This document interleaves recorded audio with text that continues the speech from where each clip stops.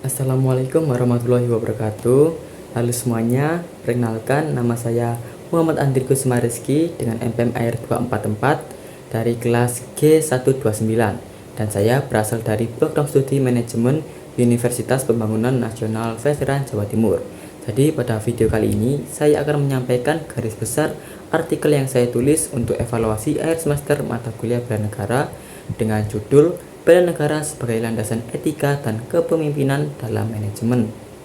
Nah, selama ini kita tahu bahwa bela negara sering dipahami hanya sebagai kewajiban di bidang militer. Padahal dalam kehidupan sehari-hari, bela negara juga bisa diwujudkan melalui cara kita bekerja, bersikap, dan mengambil keputusan sesuai dengan bidang keahlian masing-masing. Misalnya, dalam bidang ilmu manajemen, hal ini sangat relevan karena seorang pemimpin tidak hanya dituntut cakap secara teknis, tapi juga memiliki etika dan tanggung jawab moral. Dari sinilah artikel ini disusun, yaitu melihat bahwa bela negara sebagai nilai yang bisa diterapkan dalam kepemimpinan dan etika manajemen. Nah, tujuan dari artikel ini adalah untuk menjelaskan bagaimana nilai-nilai bela negara ini dapat membentuk kepemimpinan manajerial yang berintegritas dan berjiwa nasionalis. Penulisan artikel ini dilakukan dengan studi literatur menggunakan buku dan juga jurnal ilmiah.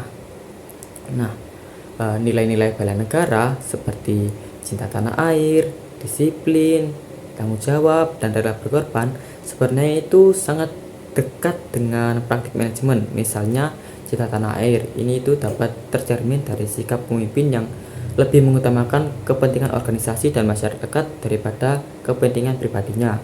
Kemudian disiplin dan bertanggung jawab itu terlihat dari cara pemimpinnya itu menjalankan tugas yang konsisten, profesional, dan juga bisa dipertanggungjawabkan.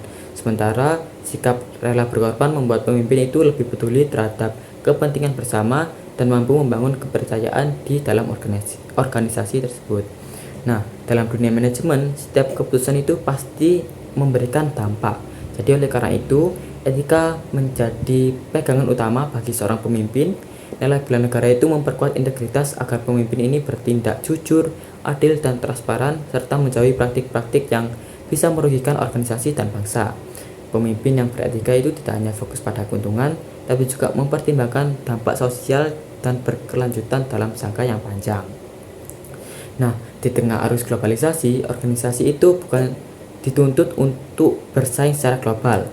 Namun, hal tersebut tidak berarti mengabaikan nilai-nilai nasional.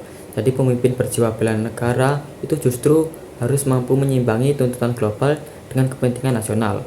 Misalnya contoh dengan mengembangkan sumber daya lokal manusia, menggunakan produk dalam negeri, serta mendorong daya saing nasional.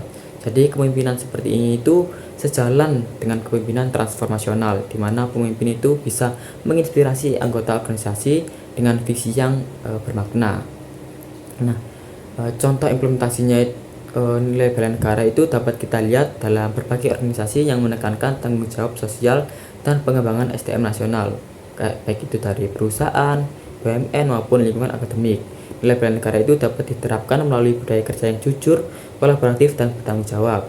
Jadi pemimpin dengan semangat bela negara itu tidak hanya bisa meningkatkan kinerja organisasi, tapi juga bisa menumbuhkan rasa memiliki dan loyalitas dengan sesama anggotanya. Jadi dari pembahasan kita kali ini itu dapat disimpulkan bahwa bela negara itu memiliki peran penting dalam membentuk etika dan kepemimpinan dalam manajemen. Nilai-nilai seperti cinta tanah air, disiplin, tanggung jawab, dan juga rela berkorban itu mampu membentuk pemimpin yang berintegritas dan berorientasi pada kemajuan bangsa. Jadi dengan demikian penerapan bela negara itu dalam manajemen bukan hanya bentuk kewajiban, tapi juga wujud nyata kontribusi profesional bagi Indonesia. Jadi demikian penyampaian garis besar artikel yang saya susun, kurang lebihnya mohon dimaafkan. Terima kasih. Wassalamualaikum warahmatullahi wabarakatuh.